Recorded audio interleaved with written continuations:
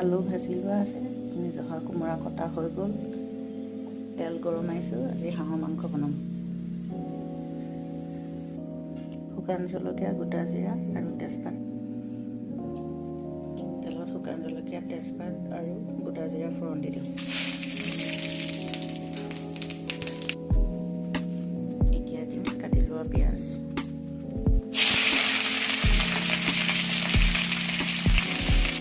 পিঁয়াজখিনি ভালকৈ ভজা হ'লত মই ইয়াত নহৰু আদা পিঁয়াজ পিঠা অলপ দি দিলোঁ।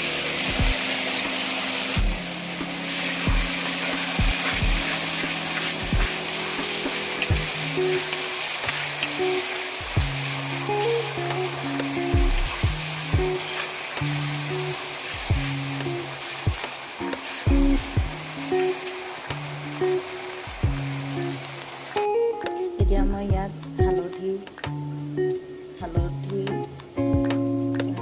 জিৰা গুড়ি, ধনিয়া গুড়ি, সামান্য জালুক আৰু কাশ্মীৰী মিৰ্চ দি দিম।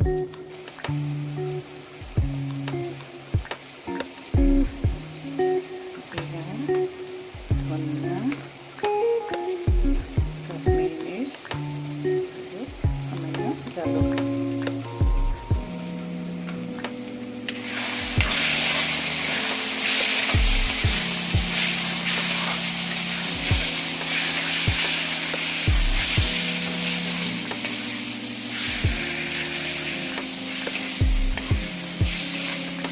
মছলাটো বৰ ধুনীয়া হয় দেখিছোঁ নে? ইয়াতে মাংস দি দিওঁ হ'ল আৰু মছলাখিনি প্ৰায় ধুনীয়াকৈ সিজিয়াই দিলে। আৰু এতিয়া মই সামান্য মিট মছলা দিম। মিট মছলা সদায় মই এভাৰেষ্টৰ ব্যৱহাৰ কৰোঁ, খুব ধুনীয়া চেণ্ট ওলায়।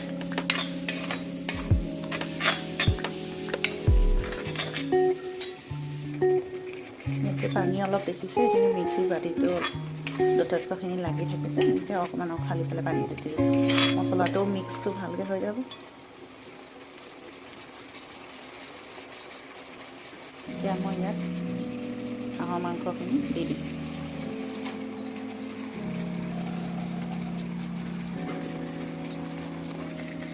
হাঁহৰ মাংসত তেল যথেষ্ট ওলাই, সেইবাবে তেল সদায় কমাই দিব। আৰু লোহাৰ কেৰাহীত জুইত যদি বনাই তো আৰু টেষ্টি হ'ব।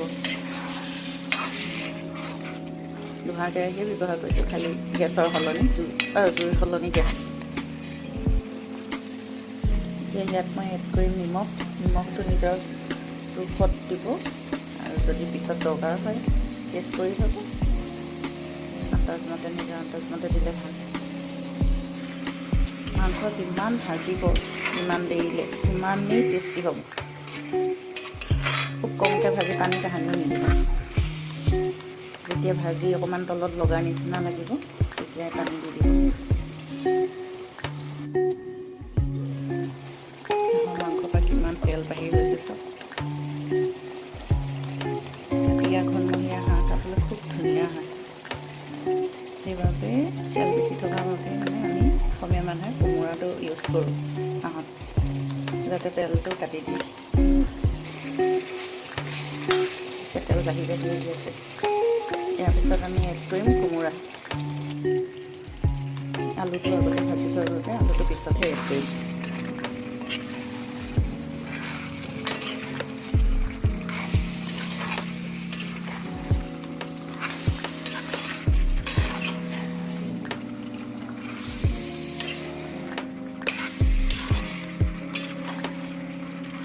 নমবৰাকৈ আগে ইলাচি কেইটামান খুলি দিম, হাঁহৰ চেণ্টটো নাথাকে ইমান তেতিয়া।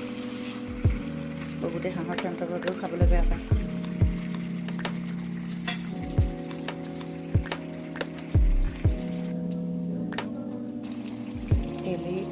এতিয়ালৈকে পানী দিয়াই নাই।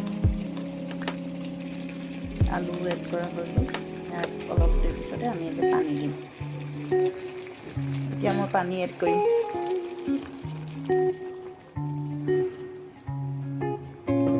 বৰ বেছি পানী নিদিওঁ, এইখিনি গ্ৰেভিকৈ ৰাখিম।